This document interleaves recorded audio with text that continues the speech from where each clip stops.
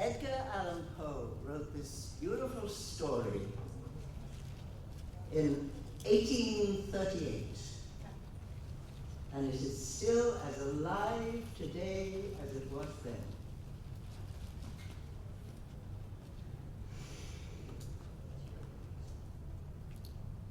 Liegia.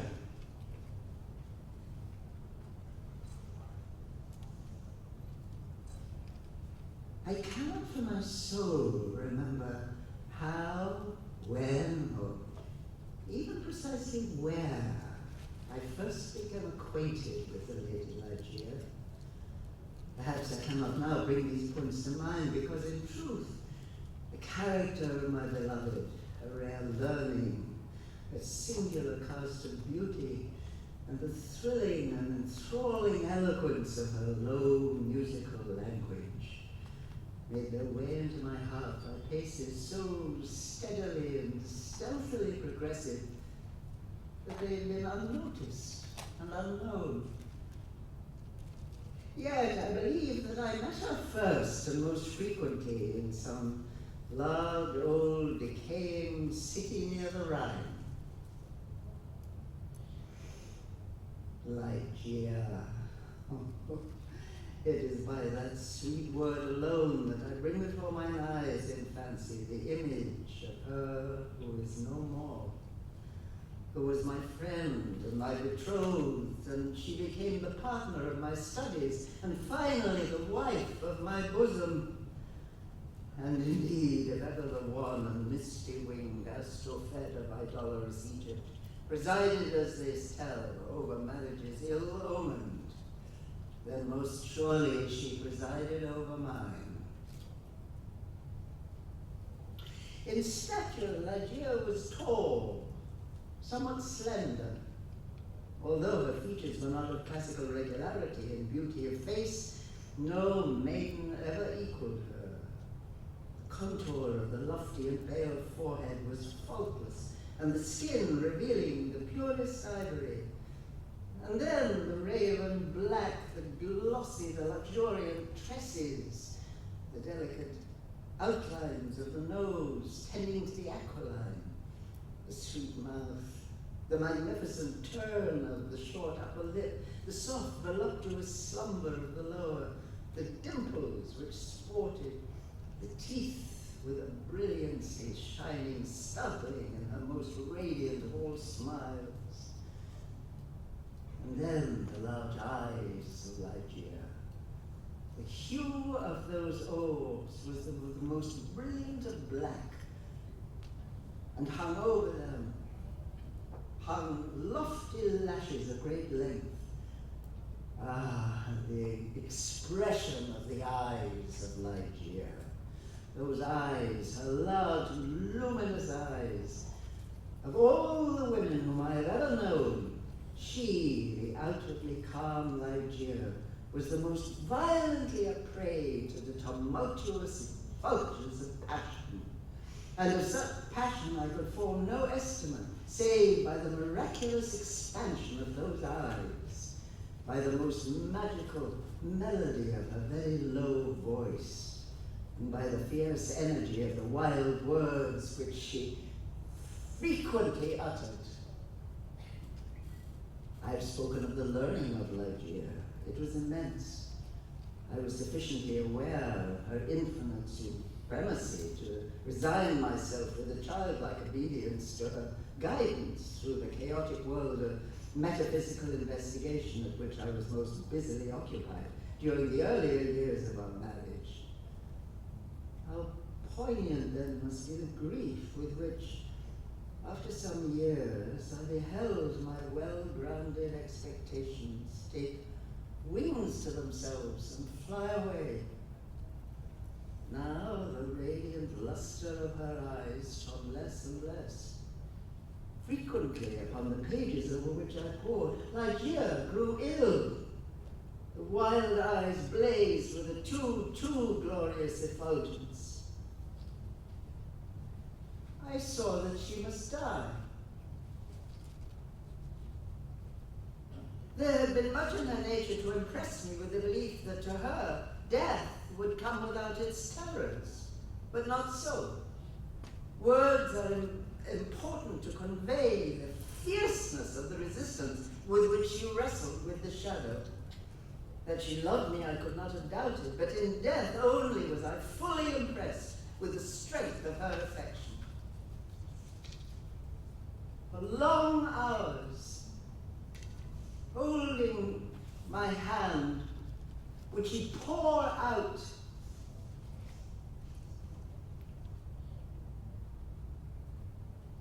For long hours, detaining my hand, would she pour out before me the overflowing of a heart whose more than passionate devotion amounted to idolatry.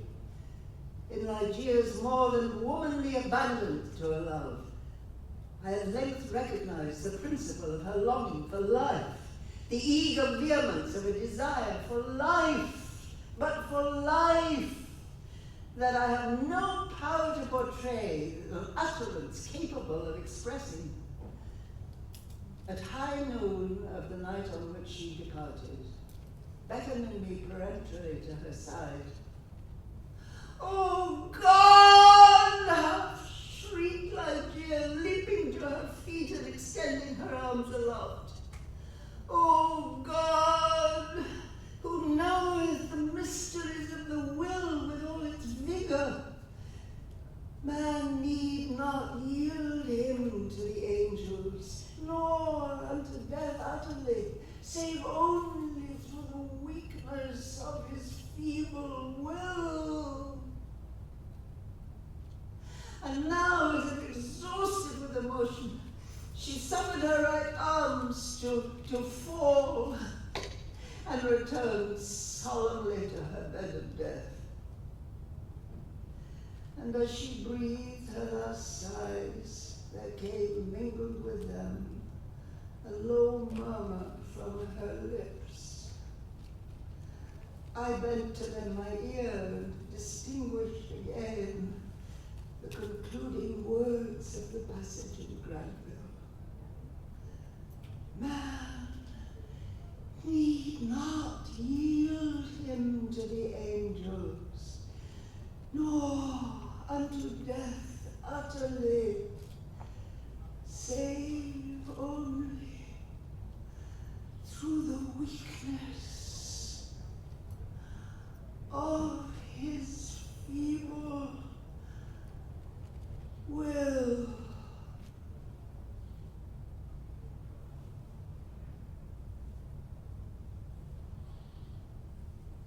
She died, and I, crushed to the very dust with sorrow, could no longer endure the lonely desolation of my dwelling in the decaying city by the Rhine.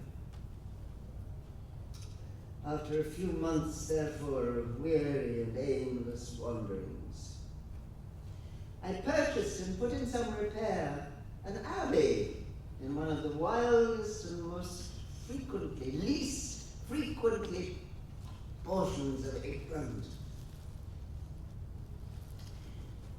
Yet although the external abbey, with its verdant decay hanging about it, suffered but little alteration, I gave way with a childlike perversity to a display of more than royal magnificence within. I had become a bound slave in the trammels of opium. My labors had taken the coloring from my dreams. Let me speak only of the bridal chamber, ever accursed, where in a moment of mental alienation I led from the altar as my bride the successor to the unforgotten Liegia, the fair-haired and blue-eyed Lady Rowena Trevelyan of Tremaine. The bridal chamber lay in a high turret of the abbey. The ceiling of the gloomy-looking oak was excessively lofty and elaborately fretted with grotesque specimens of a semi-Gothical device. From it depended by a single chain of gold with long links a long censer of the same metal, with many perforations out of which writhed a continual succession of parti-colored fires. There was, too, the bridal couch of an Indian model, low and sculpted of solid ebony, with a pall-like canopy above. The lofty walls, gigantic in height, were hung in vast folds with a heavy and massive tapestry of the richest cloth of gold, spotted over with arabesque figures and patterns of jetty black. In a bridal chamber such as this, I passed with the Lady Tremaine the unhallowed hours of the first month of our marriage. That my wife dreaded the fierce moodiness of my temper, that she shunned me and loved me but little, I could not help perceiving. I loathed her with a hatred belonging more to a demon than to man. My memory flew back, with what intensity of regret, to Liegia, the beloved, the august, the beautiful, the entombed. About the commencement of the second month of our marriage, the Lady Rowena was attacked with a sudden illness, from which her recovery was slow. In her perturbed state of half slumber, she spoke of sounds and of motions in and about the chamber of the turret. Her illnesses became more alarming in character. She spoke again and more frequently of the sounds, of the unusual motions behind the tapestries. One night she partly arose and spoke in an earnest tone, whisper of sounds she then heard, but which I could not hear, of motions which she then saw, but which I could not, a deadly pallor overspreading her face. She appeared to be fainting, and I remember that there was deposited in the chamber a light of wine which had been ordered by her physicians, and hastened across the chamber to procure it. Having found the wine, I recrossed the chamber and poured out a goblet which I held to the lips of the fainting lady. She had partly recovered, however, and took the vessel in herself. It was then that I became distinctly aware of a gentle footfall upon the carpet and near the couch. And a second after, as Rowena was in the act of raising the wine to her lips, I saw, or may have dreamed that I saw, fall within the goblet, as if from some invisible spring in the atmosphere of the room, 3 or 4 drops of a brilliant ruby-colored fluid. She swallowed the wine unhesitatingly, and I forbore to spoke of her of the circumstance which, after all, I considered had been but a suggestion of vivid imagination, rendered morbidly active by the terror of the lady and the excitement of an immoderate dose of opium.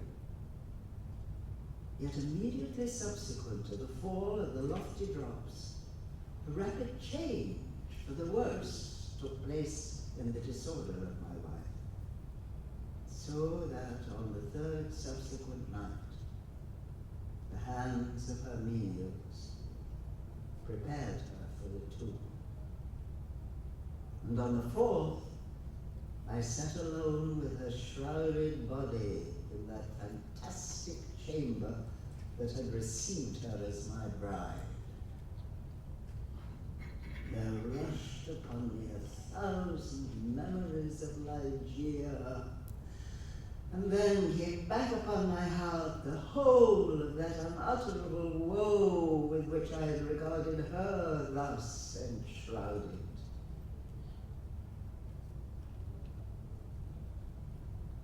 And with a bosom full of bitter thoughts of the one only and supremely beloved, I remained gazing upon the body of Rowena. It might have been midnight, or perhaps later, when a sob, low, gentle, but very distinct, startled me from my reverie. I felt it came from the bed of death. I listened in an agony of superstitious horror. At length, it became evident that a slight and barely noticeable tinge of colour had flushed up within the cheeks and along the small veins of the eyelids. I felt my heart cease to beat. My limbs grew rigid where I sat. I could no longer doubt that we had been precipitate in our preparations, that Rowena still lived. In a short period, it was certain, however, that a relapse had taken place. The colour disappeared from both eyelid and cheek, leaving a wanness even more than that of marble. I sat back with a shudder upon the couch from which I had been so startlingly aroused, and again gave myself up to passionate waking visions of Liegia. An hour thus elapsed when, could it be possible? I was the second time aware of some vague sound issuing from the region of the bed. I listened in an extremity of horror. It was a sigh. Rushing to the corpse, I saw a tremor upon the lips. There was now a partial glow upon the forehead and upon the cheek and throat. A perceptible warmth pervaded the whole frame. There was even a slight pulsation of the heart. The lady lived, and with redoubled ardor I betook myself to the task of restoration. But in vain. Suddenly the colour had fled, the pulsation ceased, the lips resumed the expression of the dead, and the whole body took upon itself an icy chilliness, the intense rigidity of what had that had been for many days a tenant of the tomb. And again I sunk into visions of Liegia, and again, oh, what marvel that I shudder as I write. Again there reached from my ears a low sob from the ebony bed.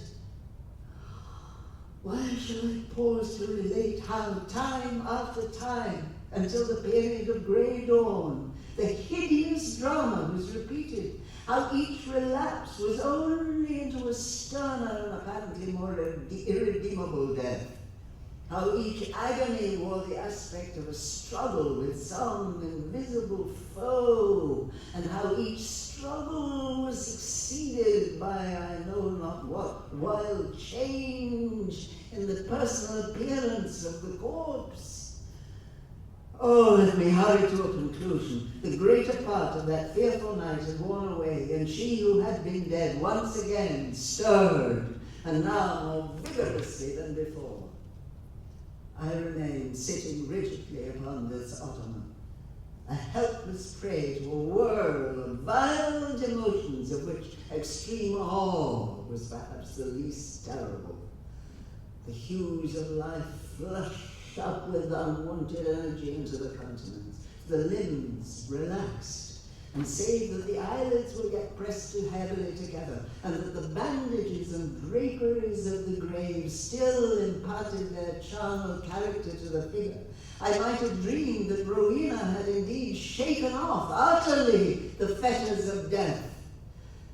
I could doubt it no longer when, arising from the bed, tottering with feeble steps, and with the manner of one bewildered in a dream, the thing that was enshrouded advanced boldly and palpably into the middle of the apartment. I stirred not, but gazed upon the apparition. There was a mad disorder in my thoughts. Could it indeed be the living Rowena who confronted me? Could it indeed be Rowena at all? The fair-haired, the blue-eyed Lady Rowena Trevanion of Tremaine? Why should I doubt it? The bandage lay heavily upon the mouth, but then might it not be the mouth of the breathing Lady of Tremaine? And the cheeks, there were the roses as in the noon of youth, and the chin with its dimples, might they not be hers? But had she not grown taller in her malady? What inexpressible madness seized me with that thought. One bound and I had reached her heel.